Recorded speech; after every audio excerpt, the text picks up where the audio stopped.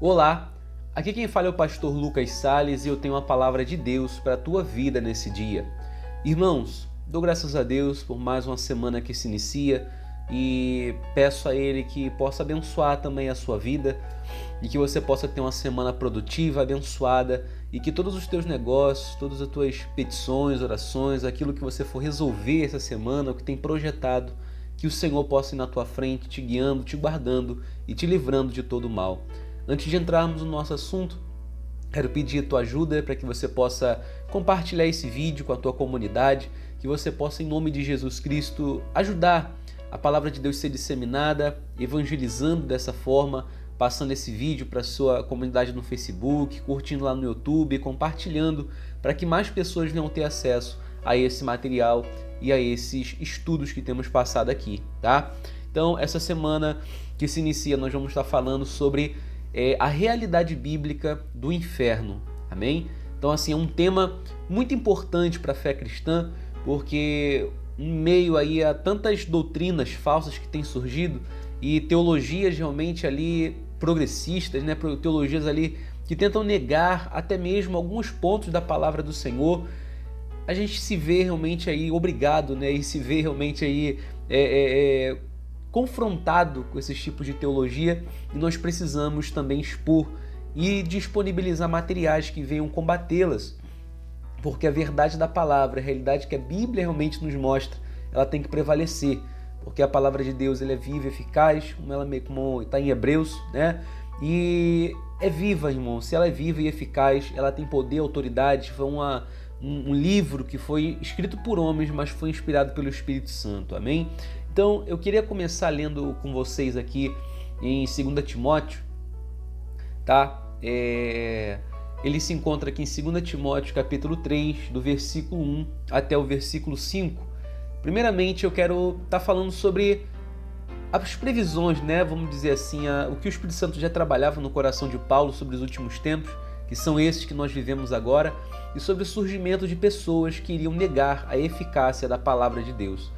Então você vê aqui, ele diz: sabe, porém, isto, nos últimos dias sobrevirão tempos difíceis, pois os homens serão egoístas, avarentos, jactanciosos, arrogantes, blasfemadores, desobedientes aos pais, ingratos, irreverentes, desafeiçoados, implacáveis, caluniadores, sem domínio de si, cruéis, inimigos do bem, traidores, atrevidos, enfatuados, mais amigos dos prazeres do que amigos de Deus, tendo forma de piedade, negando-lhe, entretanto, o poder.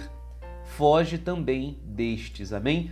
Então nós temos hoje, irmão, infelizmente, pessoas que já foram até profetizadas pela vida de Paulo e pela palavra do Senhor em muitos pontos, né? De que nos últimos dias as pessoas se apostatariam da fé. E nós vemos aqui o retrato fiel do que temos visto hoje, que surgiriam homens tendo forma de piedade, mas negando a eficácia dela em algumas outras traduções. Foge também destes. Então, ou seja, quando a gente trata de inferno, você tem hoje em dia uma teologia que combate a realidade bíblica. Você tem uma teologia que nega o inferno, que diz que tudo isso daí é cultural, que não existe, que você não tem uma condenação.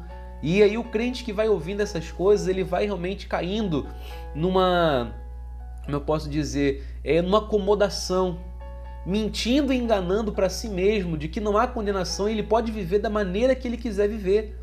E nós vemos pela palavra do Senhor, como nós vamos ver essa semana toda e vamos fechar na sexta-feira esse estudo semanal, vocês vão ver que o inferno ele é real, ele existe, a condenação eterna existe.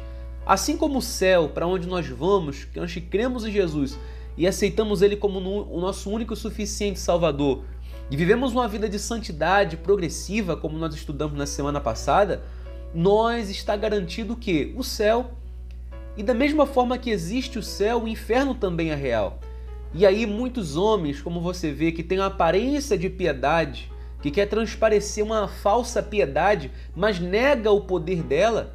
E aí, irmão, muitos desses aí são pessoas caridosas, são pessoas ali, né, que vão fazer obras sociais, que têm estudo, que têm palavra, que têm um currículo grande, né, com muitas formações, mas que nega a eficácia da palavra do Senhor.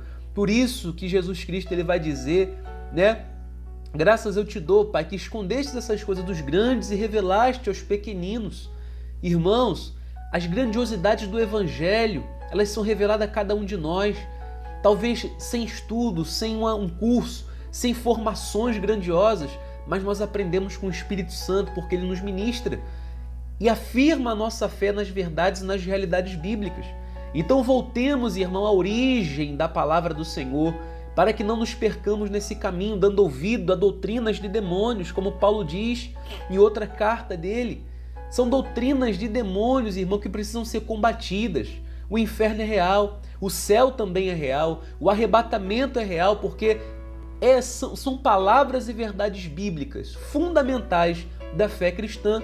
Então, quando a gente trata de inferno, nós temos esse lado que tenta negar. E a palavra inferno, né, que você comumente encontra na Bíblia, na verdade é uma tradução para o nosso português, mas eu vou fazer aqui apenas uma comparação, né, da mudança, né, da linguagem que trata do inferno, desde o hebraico até o grego. Então, se você pegar ali no Antigo Testamento, você vai ver uma palavra, né, que é traduzida como inferno, que no hebraico ela é ali o Sheol, né? Então você vai ver no Antigo Testamento muito essa palavra ser usada, Sheol. O que é o Sheol? É o lugar dos mortos, né? Que ali os hebreus eles acreditavam, né? Então, ou seja, que eles recebiam. Para você ver que já havia uma cultura, já havia algo que era passado para eles da parte de Deus, do lugar dos mortos, para onde realmente iria a alma dos mortos, né? Que havia a vida, né, aqui na terra não era o fim.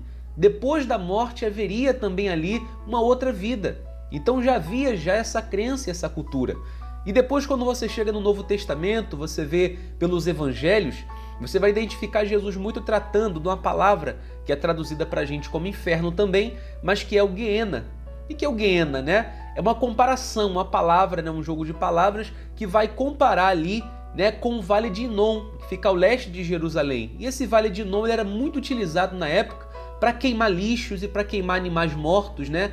Para fazer realmente como se fosse aquele lixão, né, a céu aberto, e eles queimavam fogo ali para desfazer as sujeiras, os lixos, né, e até mesmo corpos de animais em decomposição eram postos ali para serem queimados.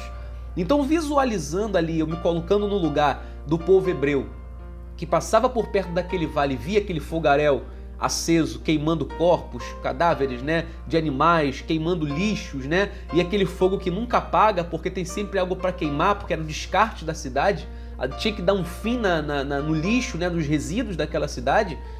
Jesus pega aquela visão e ele vai encaixar, né, os hebreus eles vão encaixar o Sheol, que é o lugar dos mortos, e vai colocar uma ideia de um lugar de castigo, para onde vai as almas daqueles que pecaram, daqueles que não guardaram, né, os mandamentos de Deus, daqueles ali realmente que praticaram iniquidade.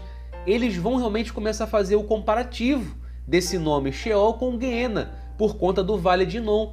Então traz aí realmente a ideia de um lugar de sofrimento, de castigo, onde o fogo nunca se apaga, justamente fazendo alusão a esse campo onde queimavam-se animais e lixos.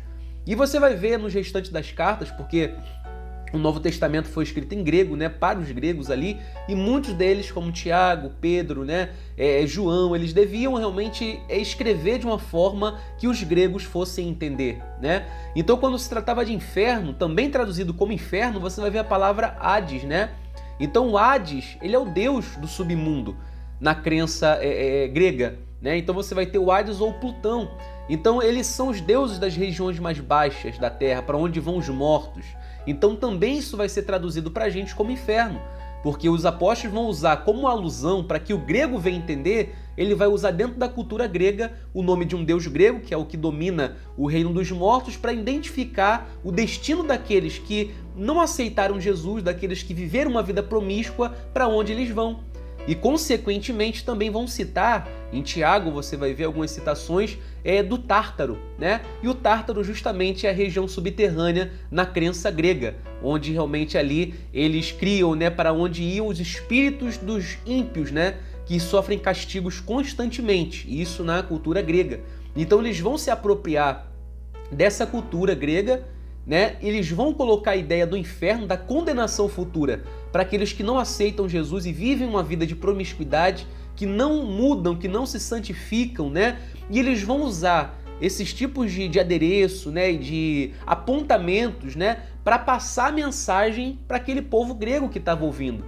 Porque para que eu possa entender uma mensagem, eu preciso que seja pregada na minha língua, que eu possa entender, que eu possa fazer um comparativo.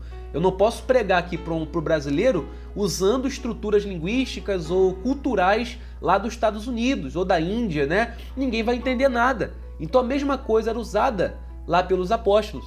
E no final se encontra ali em Apocalipse 20:14, chamado do lago de fogo e enxofre. E ali você vê que é o juízo final, onde vai ser lançado, né, nesse lago de fogo e enxofre o inferno com tudo que nele há, as almas que neles estão, né, a morte, Satanás, né, e a besta, né, e o anticristo.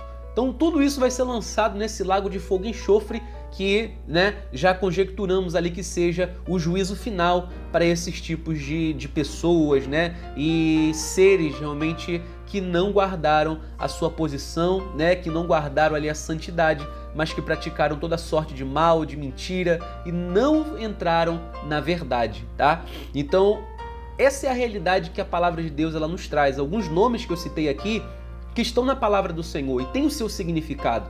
Então eu negar isso, eu estaria sendo muito hipócrita e estaria saindo do caminho do Evangelho, porque o Evangelho me garante que existe um céu da mesma forma que existe um inferno também. E eu preciso tomar minha decisão para que eu possa determinar o meu futuro.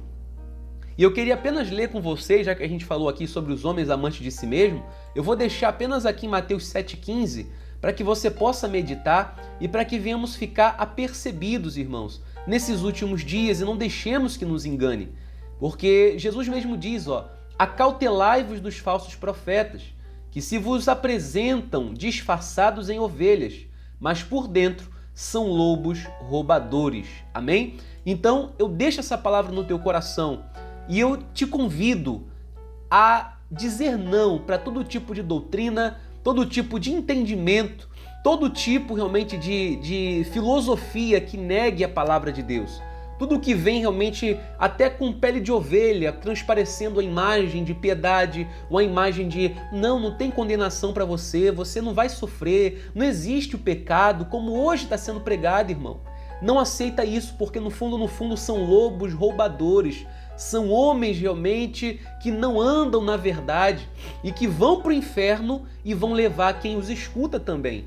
Então voltemos para os rudimentos da palavra do Senhor, para os fundamentos, para as raízes e pratiquemos a santidade, a santificação, porque sem santificação ninguém verá Deus. Falamos isso na semana passada e hoje nós estamos trazendo aí o destino para muitas pessoas que negam a verdade e que continuam a vida de promiscuidade e não buscam a santificação. Então nesse dia eu te convido a dizer não, a combater junto conosco todo tipo de doutrina de demônio que não provém da palavra de Deus, que tenta negar e anular a Bíblia como palavra revelada, santa e pura da parte de Deus. Amém? Eu entrego a tua vida nas mãos de Deus, eu peço que Ele possa te abençoar nesse dia e que você venha em nome de Jesus tomar decisão de passar para o lado da verdade e sair do engano e da mentira. Sai daí, irmão, sai desse engano, vem para a verdade, porque a verdade vos libertará. Amém? Deus te abençoe.